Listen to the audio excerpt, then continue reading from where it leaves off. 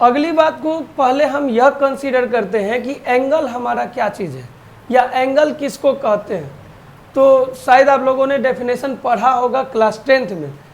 दो रेखाओं के मिलने से या दो रेखाएं जब एक दूसरे को काटती है या इंटरसेक्ट करती है तो उनके बीच जो झुकाव उत्पन्न होता है उसको क्या कहते हैं, कोण कहते हैं। झुकाव को इंग्लिश में टेंजेंट भी कह सकते हैं, है कि नहीं। तो जब दो रेखाएं इंटरसेक्ट करती है एक दूसरे को, उनके बीच में जो झुकाव होगा उसको हम लोग क्या कहेंगे, कोण, है ना। और ये जो एंगल वर्ड है ये एंगनस वर्ड से आया हुआ है। क्या चीज़ से, एंगनस वर्ड से आया हुआ है, जिसको कि हम लोग क्या कहते हैं, कॉर्नर यानी कि कोना। क्या कहते हैं, कॉर्नर मतलब कि कोना। अब कोना में क्या होगा कि दो साइड का होना जरूरी है। जैसे यहाँ पे एक कोना बन रहा है, दो साइड मिला एक ये और एक ये, तो जो दो साइड होगा जहाँ पर कि उसके बाद ये इंटरसेक्ट करेगा, ये इंटरसेक्ट पॉइंट हमारा क्या कहलाएगा, वर्टेक्स। क्या कहलाएगा, वर्टेक्स। ये वाला जो पॉइंट है हमारा यहाँ पर, ये हमारा क्या कहलाएगा, वर्टेक्स, ठीक है, शीर्ष।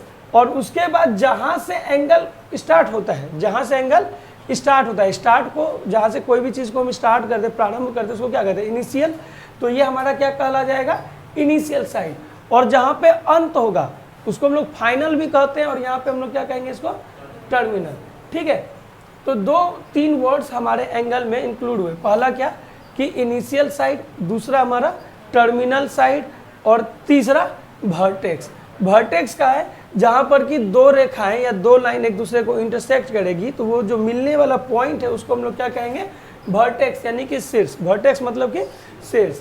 जहाँ से वो एंगल बनना शुरू करेगा उसको क्या कहेंगे, इनिशियल साइड, और जिधर वो चला जाएगा उसको क्या कहेंगे, टर्मिनल साइड, हाँ या नहीं। अगली बात, जैसे मानिए कि आप भोरे भोरे उठे घर से, कोनो काम से बाहर चले गए, तो बाहर रह जाइएगा, फिर घर आइएगा, है ना। तो जितना दूर आप विचलित हुए, जितना दूर आप अपने मेन पोजीशन से विचलित हुए, वो उसका जो मेजरमेंट होता है वो आपका क्या कहलाएगा, एंगल। एंगल का दो तीन जगह पे अलग अलग भी होता है। एंगल का ही दूसरा मतलब क्या होता है, जानते हो, उसका देखने का एंगल सही नहीं है। एंगल का मतलब नजरिया, वो दूसरे एंगल से बोल रहा था भैया।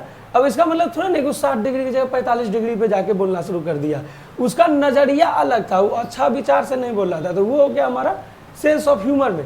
यहाँ मैथ में एंगल क्या होगा, उसका मेजरमेंट ऑफ डेविएशन, मतलब कि वो अपने ओरिजिनल बिंदु से कितना भागा। उसके बाद क्या होता है, कोई भी चीज़ जैसे कि यहाँ से चला और फिर वो जो वापस आना चाहेगा, हाँ या नहीं।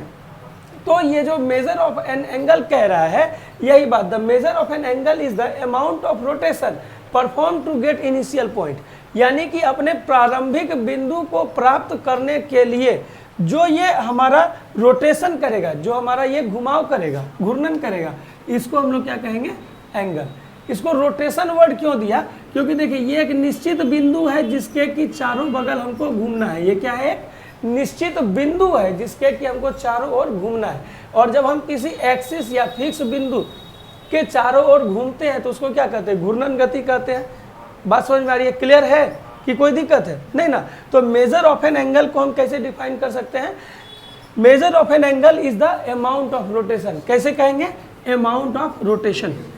कोई कहेगा कोण की माप क्या है, तो अमाउंट ऑफ रोटेशन है, घूर्णन की मात्रा है, घूर्णन की माप है, जितना वो घूमा है वो हमारा क्या है, अमाउंट ऑफ रोटेशन। कोई दिक्कत है एंगल और मेजर ऑफ एन एंगल में?